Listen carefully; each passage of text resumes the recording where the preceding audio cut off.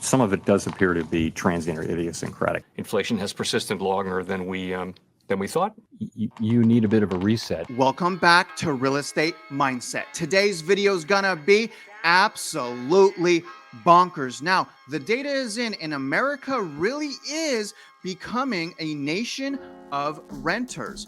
Investors right now are making an absolute killing off of renting properties out. In fact, owning real estate is one of the easiest ways to become a millionaire. So let me ask you this. What's the real problem here? Investor greed or reckless spending habits? Okay, comment below. Tell me why we're becoming a nation of renters. Is it because of investor greed, or is it because of Americans having absolutely horrible spending habits? I want to know what you think. I think it's a little bit of both, but I want to know what you think. And I think the real problem is not with the investors. I think it's the consumer. Now, again, there are many, many different situations. Some people can't, the life takes over, right? Some people can't prevent life from attacking them, health stuff. So, I have a lot of empathy for those type of people. What I am saying is a lot of people, though, are not empowering themselves. They're not going on YouTube. They're not reading these articles. They're simply getting blown away in the wind. And I'm here to tell you guys, that's not us. That's not going to happen to us. But regardless, we're going to jump into a Redfin article today that's titled Rental Market Tracker.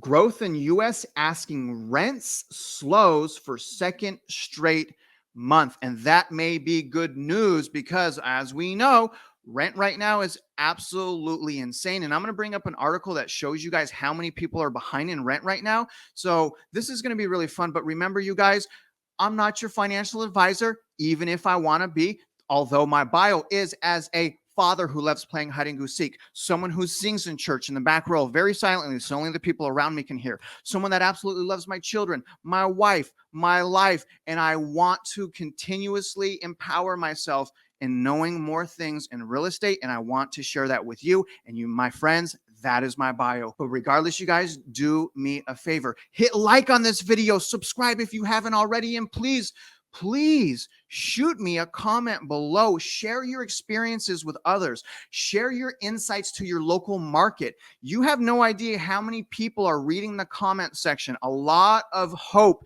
a lot of motivation and empowerment actually comes, listen to me, comes from you guys in the comment section. So thank you. I hope you know how important you guys are. So thank you. Let's get started on this article right now. So I'm going to read this for you guys right now, and then I'm going to share with you my opinions. Let me zoom in a little bit. So if you are watching, you can also read if you want, because you know how much I kind of suck at reading, and I'm really sorry and I'm really embarrassed, but it's the truth.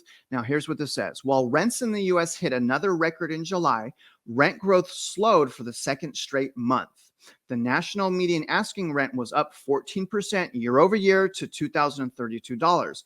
That's the smallest annual increase since November and compares with a revised gain of 15% in June and 16% in May. On a month-over-month basis, the median asking rent climbed 0.6%, the slowest growth since February and down from a 2.1% increase a year earlier. So it's slowing down. We want it to be negative, even though I own a rental. I mean, I'm good. I rent based on the market. I'm okay with rent going down. And also, I want to make this clear.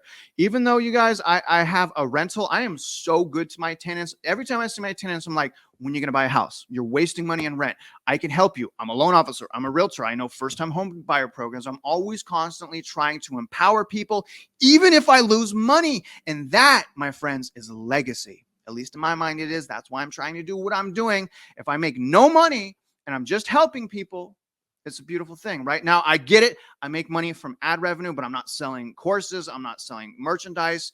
I'm not knocking those things. I'm just saying I really want you guys to understand how transparent I'm attempting to be for you. All right, let's jump back into this article, finish it out. So it goes on. Big rent hikes may finally be coming to an end as landlords adjust to waning tenant budgets that are being strained by the rising cost of groceries, gas, and other regular expenses. Still, rents are increasing faster than overall inflation, which has started to ease. We expect rental growth to continue to slow, but markets with strong job growth and limited new housing construction like New York and Seattle will likely continue to experience large rent increases. That's why I love Houston. We have so much inventory and new building going on. But here's what I want to show you guys. Look at this chart right here. Okay. So again, 2019, we're at a little over $1,600, and actually we were a little over $1,600 into 2021. So from 2021 to right now in 2022, it's gone up to $2,032. That's shocking. That's something that we cannot keep pace with, obviously. And that chart right there, you guys, is why it's so easy to become a millionaire in real estate. It is so profitable because essentially what's going on, and I know I'm doing this to my own landlord because I'm renting as well. I'm paying my landlord's mortgage and helping them gain appreciation and equity in their house. That's why that's why 20% of the market share went to investors Q2 of 2022. But here's the thing, that's actually going to hurt some investors because all of the investors that purchased Q2, Q1, now that we're going into kind of a crashing market, correcting market, negative equity growth market, any of those investors that purchase for flip property, they're dead, right? Any flip investors right now are going to be all messed up.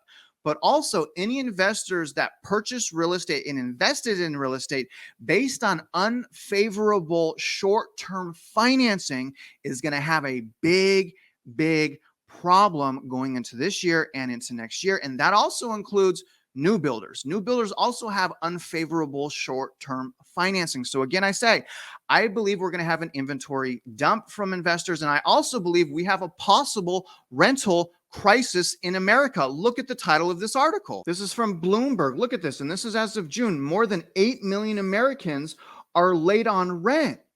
Over 8 million, you guys, over 8 million Americans are late on the rent. That is astronomical. That could very well turn into an eviction crisis. If an eviction crisis happens, I can almost guarantee you some, not all, okay, some investors are well leveraged. We know that, but some investors are going to have no choice but to fire sell their properties because they no longer cash flow. And again, remember, the more bad the more bad financing they have, the more likely it's going to be that they fire sell their property. Let's jump back into this article right now. Here's what I want to show you next. Here's the top 10 metro areas with the fastest rising rent. And this is year over year. And look at this list. Now, if the market was normal and not falling apart, I would say as an investor, here's where I would want to invest. As a renter, I don't want to invest. I don't want to rent here, right? Now, also, if I'm an investor, what I'm noticing here is Milwaukee. Look at this. Look at the metro areas with rent declines year over year. Look at Milwaukee, 10% down year over year. To me, I don't want to invest in this market if I'm an investor, but I may want to live in this market because what it's showing me is things are coming down significantly, but it also could indicate that it's unaffordable to live there. So you need more information is my point. But again, you're probably seeing these massive rate hikes because these are the cities where the most investor involvement was. Like I know a whole bunch of investors were in San Antonio, right? Seattle, right? New York, Cincinnati, look at the rent. People can't afford that. People can't afford that. This is an absolute rug pull. This is a rug pull. This is a whiplash.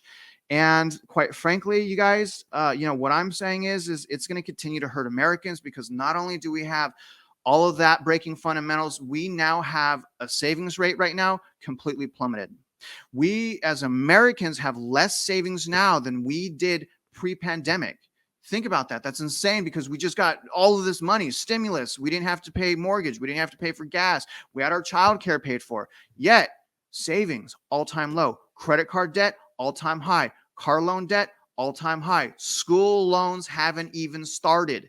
Tax assessments on homes haven't really even kicked in to mortgages yet. You guys, as we move on into 2022, into 2023, I can tell you, especially if you're unprepared, things are going to get harder, things are going to get more expensive, and they will get worse. Now, here's the beautiful thing about it. You can stop what you're doing right now, empower, and change, and get ahead of this and become a winner. And that is the message that I have for y'all. Now, obviously, I hope you guys enjoyed this video. I hope you guys got some value out of it. And if you're out there investing in real estate, I wish you luck, and I hope you win.